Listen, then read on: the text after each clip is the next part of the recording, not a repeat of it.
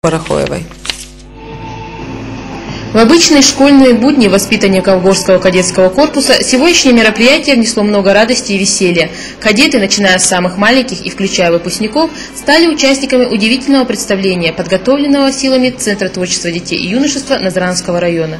Это мероприятие по инициативе Министерства образования поручено было нам провести.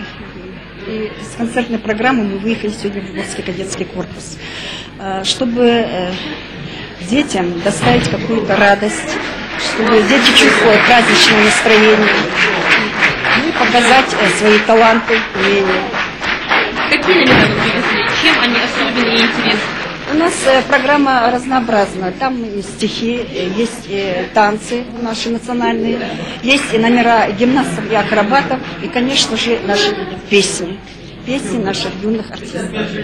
Самыми яркими и запоминающимися в сегодняшней программе были юные гимнасты. С присущей только им легкостью они выполняли сложные упражнения, чем не только порадовали, но и удивили кадетов, а вокальные данные гостей были приняты с восторгом.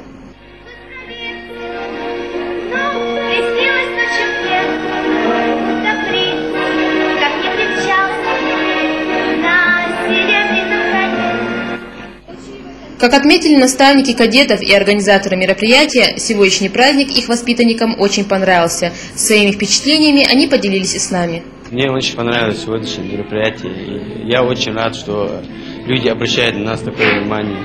Я хотел бы поблагодарить от лица всех кадетов, организаторов и людей, которые организовали это мероприятие. Также у нас в корпусе в основном не бывает таких мероприятий. У нас только лишь по военному делу, там секции, по спортивной секции бывают. Я очень рад, что нам уделяют такое внимание со стороны. Я хотел, чтобы к нам еще приезжали такие, устраивали такие мероприятия.